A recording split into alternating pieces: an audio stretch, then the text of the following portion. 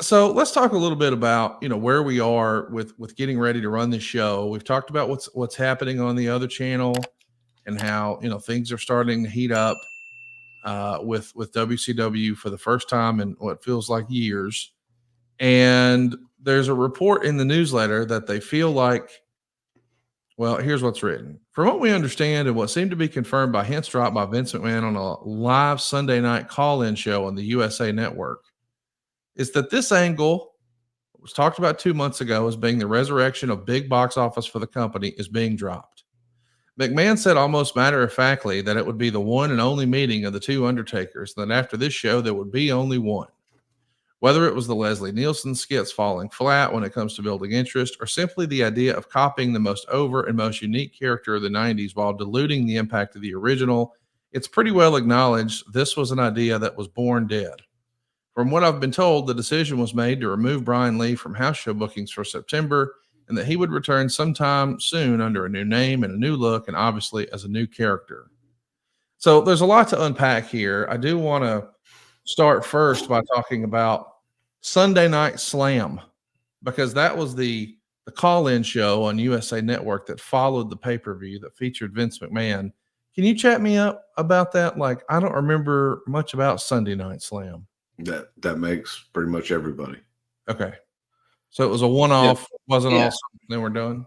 We did a lot of those things where we would try things and sometimes it worked. A lot of times it wouldn't work and you wouldn't see it again. And this was one of those situations where, you always strive to be able to come up with something live that is interactive. Interactive is good as long as the folks on the other side are good and can go back and forth. So this was one of those attempts. Yeah, it obviously wasn't successful. It's like, I think they only did it 3 times. The first one being here, August 21st, 1994. And they're going to run the last one, I think, right before WrestleMania in 95. And it's replacing specials that the USA Network had been running prior to major pay-per-view shows like SummerSlam Spectacular or March to WrestleMania or Survivor Series Showdown or what have you. But trying things, figuring out what works, doing more of what does and doing less of what doesn't work probably applies to that TV show and maybe Brian Lee. Do you think in hindsight, this was a good story and a good angle and a good concept? We just had the wrong guy for it? Or was it just, hey, maybe it was just okay? And I think in hindsight, I think it was kind of meh. But in the moment, and I think the idea was a good idea. I think that the execution of it, again, in hindsight, in the beginning, it was working. But the audience, I don't think wanted, another Undertaker. They wanted their guy. So, knowing that we had time, the reason that it went on as long as it did was because we needed to establish the Brian Lee Undertaker before the real Undertaker could come back.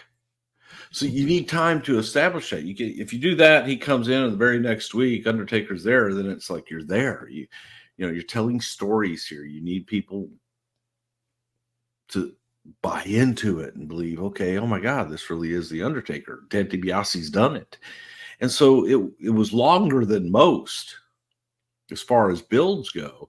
And Undertaker coming back, man, once they saw their guy, they're like, okay, he's going to kill him.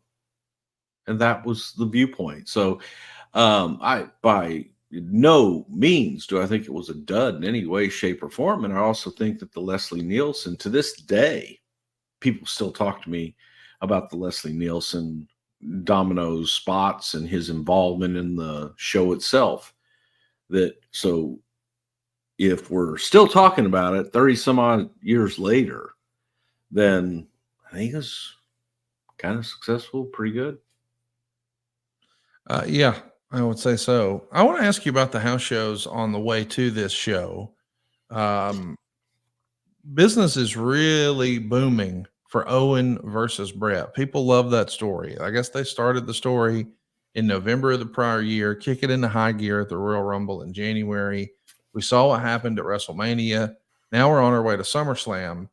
And the result is some of the best house shows that or house show business, strongest house show business that we had seen in a few years during the spring.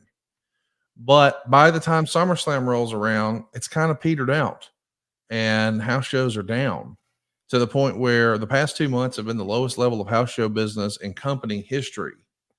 What do you attribute the yo-yo effect, if you will, of boy, they love it in the spring, but by the summer, they're over it? I think that people wanted Brett to chase. This is my viewpoint. And Owen Hart was probably the hottest heel that we had without even trying. And felt if we tried, that he could have been the hottest heel. So one idea that was floated out there, did not happen, obviously, was that Owen would beat Brett for the title as soon as Brett got it back. And it would be Brett chasing Owen to SummerSlam. Some of the greatest matches, and I truly do believe one of the best stories we ever did was the whole Bret Hart, Owen Hart story. Mm-hmm. And brother versus brother, because I think most folks can identify with sibling rivalry, or if not you, your friends or somebody. If you have siblings, man, you're gonna fight. Some point in your life, you're gonna fight. And it was real. It was real. All of it, Owen felt it, Brett felt it. I thought it was lightning in a bottle. I just think that had we switched the title to Owen and had Brett chase it, those matches on the way, and probably dropped it back to Brett at SummerSlam, but those matches on the way would have been more interesting, because now I'm rooting for Brett to beat him. And Owen always had a way to come out on top and just squeak by. In this scenario, Owen was the one chasing, and Brett always just beat him. And I will also say this. I think the stuff that Brett did with Owen was maybe some of Brett's all-time best work ever as well. Because, I say, and all Brett did was beat him. I think that Brett gave Owen more than he gave probably anybody. Brett's whole MO was, I'm going to make the guy I'm in the ring with. And Brett always made Owen before he beat him. And it was just, I think that those two obviously had chemistry from day one when they were born. And it showed in the ring, and it showed as far as the audience reaction to it, because, look, man, they loved Brett and they hated that Owen had turned on him.